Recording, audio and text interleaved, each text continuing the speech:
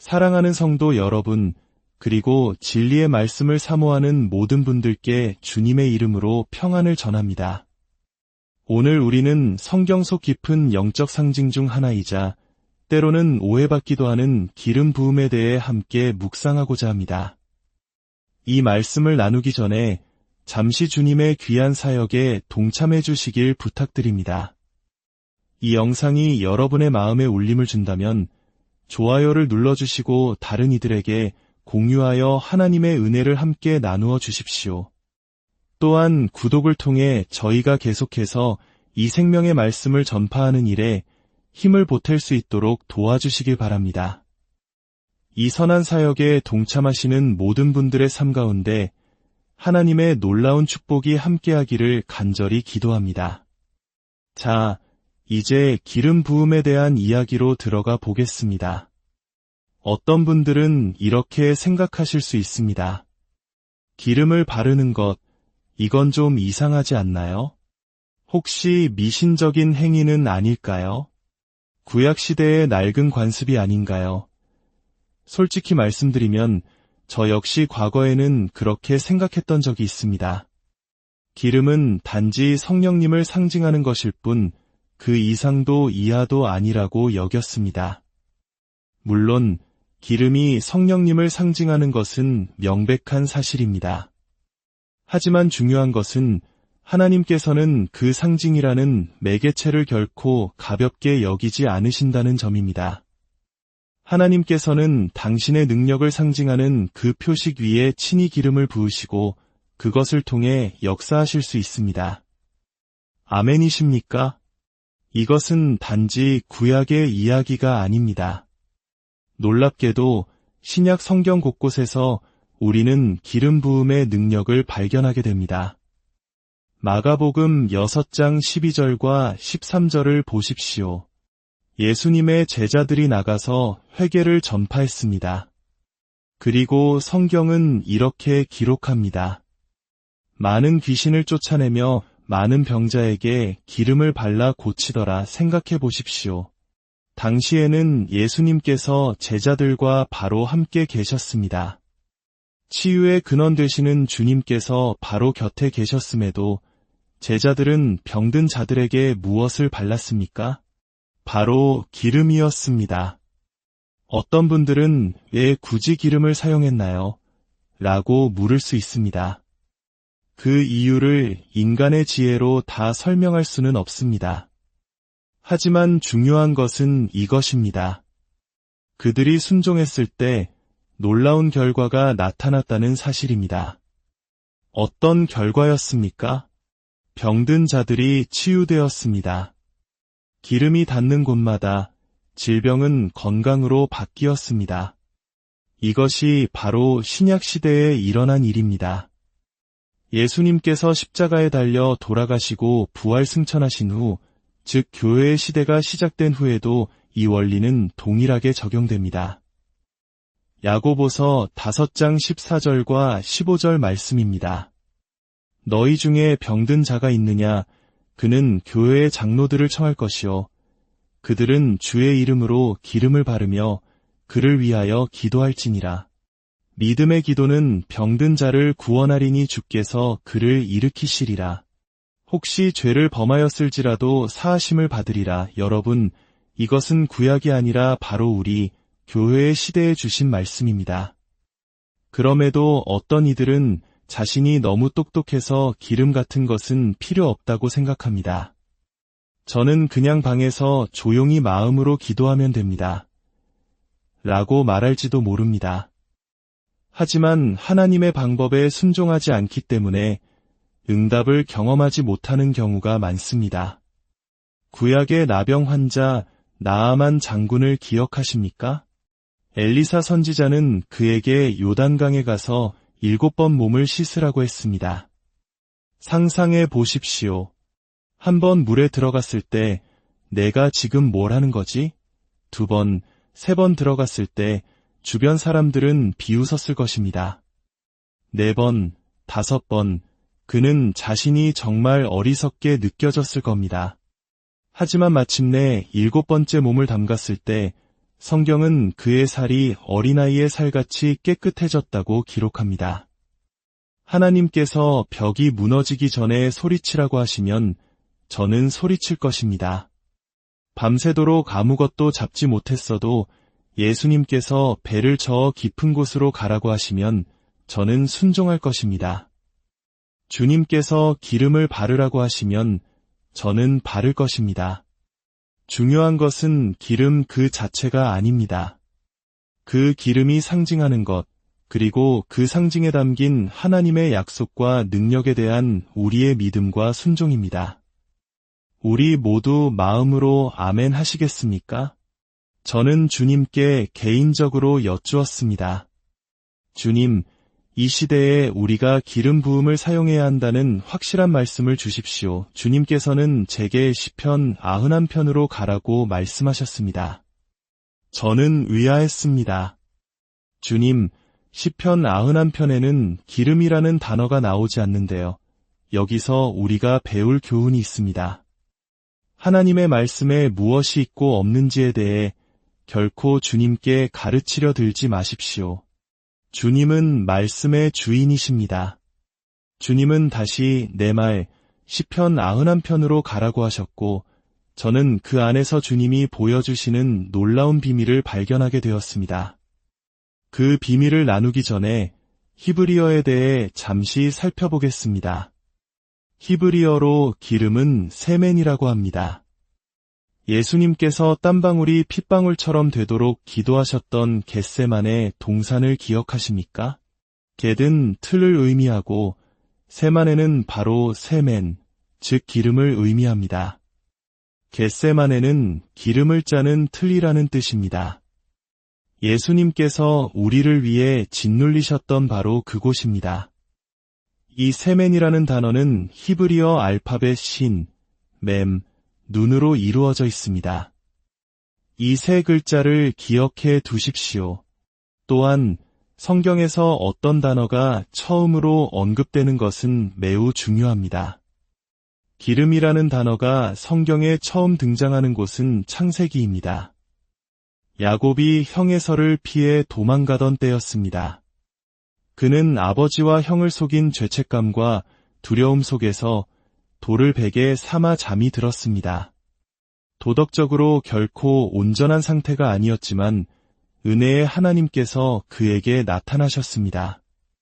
성경이 이스라엘의 하나님 대신 야곱의 하나님이라고 말할 때 그것은 항상 그분의 무조건적인 은혜를 나타냅니다. 자격 없는 자에게 베푸시는 사랑 말입니다. 하나님은 꿈속에서 야곱에게 약속하셨습니다. 내가 너와 함께 있어 내가 어디로 가든지 너를 지키며 내가 내게 허락한 것을 다 이루기까지 너를 떠나지 아니하리라. 내가 모든 것이 하나님의 무조건적인 약속이었습니다. 야곱은 하늘까지 닿은 사닥다리와 그 위를 오르내리는 천사들을 보았습니다. 훗날 예수님께서는 요한복음 1장에서 인자 위에 하나님의 사자들이 오르락 내리락 하는 것을 보리라고 말씀하셨는데 바로 예수님 자신이 하늘과 땅을 잇는 야곱의 사닥다리이심을 보여주신 것입니다. 잠에서 깬 야곱은 두렵도다 이곳이여 이는 다름 아닌 하나님의 집이여 이는 하늘의 문이로다 라고 외쳤습니다. 그래서 그곳 이름을 베델 즉 하나님의 집이라고 불렀습니다. 그리고 그가 한 일이 무엇인지 아십니까? 자신이 베고 잤던 돌기둥에 기름을 부었습니다. 이것이 성경에서 기름이 처음 언급된 장면입니다. 여기서 우리는 무엇을 봅니까? 기름이 하나님의 집과 연결되어 있다는 사실입니다.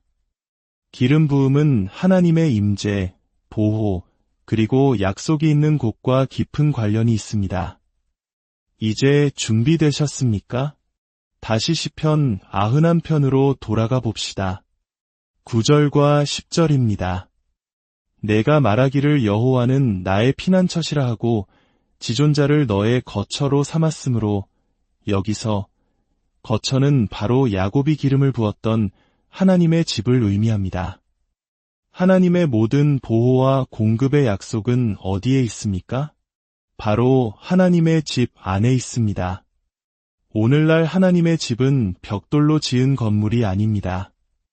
바로 우리가 함께 모여 예배하는 공동체, 바로 성도들인 우리 자신입니다. 주님께서 말씀하신 비밀은 바로 여기에 있었습니다. 성경에는 바이블 코드 또는 성경 암호라고 불리는 놀라운 패턴이 숨겨져 있습니다. 이것은 단순히 글자들을 건너뛰며 단어를 찾는 방식입니다. 예를 들어 사랑이라는 단어를 찾으려면 을 찾고 일정한 간격, 예를 들어 5글자 뒤에 가 있고 또 5글자 뒤에 이 있고 또 5글자 뒤에 이 순서대로 나타나는 식입니다. 이것은 인간이 의도적으로 만들 수 없는 성령의 감동으로 기록된 말씀 속에 숨겨진 하나님의 인장과도 같습니다. 주님은 저에게 시편 91편 9절의 히브리어 원문을 보라고 하셨습니다. 그리고 저는 숨을 멈출 수밖에 없었습니다. 지존자를 너의 거처로 삼았으므로 라는 구절 안에 정확히 3글자 간격으로 신, 맴, 눈, 즉, 세멘, 기름이라는 단어가 숨겨져 있었습니다. 이것은 사람이 넣은 것이 아닙니다. 하나님께서 시편 91편의 보호의 약속 속에 기름 부음의 비밀을 숨겨두신 것입니다. 이것이 의미하는 바는 이렇습니다. 우리가 기름을 바를 때 우리는 그곳을 하나님의 집, 즉 베델로 선포하는 것입니다. 그러므로 화가 내게 미치지 못하며 재앙이 내 장막에 가까이 오지 못하리니 라는 약속이 실현되는 것입니다. 이제 이 기름 부음의 더 깊은 영적 의미를 살펴보겠습니다. 올리브가 기름이 되기 위해서는 어떻게 되어야 합니까? 반드시 으깨지고 짓눌려야 합니다. 바로 우리 주 예수님께서 겪으신 고난을 상징합니다. 겟세마네 기름 짜는 틀에서 예수님은 우리의 어둠을 밝히는 빛이 되시기 위해 첫 번째로 짓눌리셨습니다. 성전의 등불을 밝히던 첫 기름처럼 말입니다. 그 후 채찍에 맞으시며 그분의 등이 갈기갈기 찢어지셨습니다. 이것은 약으로 사용되던 두 번째 기름처럼 우리의 치유를 위한 두 번째 짓눌림이었습니다. 그가 채찍에 맞음으로 우리는 나음을 받았도다. 마지막으로 십자가 위에서 예수님은 우리의 모든 죄와 저주를 짊어지시고 완전히 지식여지셨습니다. 이것은 비누처럼 정결하게 하는 데 쓰이던 세 번째 기름처럼 우리의 모든 죄를 씻기시는 완벽한 희생이었습니다. 우리가 먹는 빵도 우리가 마시는 포도주도 마찬가지입니다. 미랄이 빻아지고 포도가 으깨져야만 생명의 양식이 되듯 우리 주 예수 그리스도께서 우리를 위해 당신을 향한 그 크신 사랑 때문에 십자가에서 완전히 부서지셨습니다. 이 기름은 바로 그 주님의 놀라운 희생과 사랑을 상징하는 것입니다. 이제 잠시 여러분이 가지고 계신 기름을 주님 앞에 들어 올리십시오.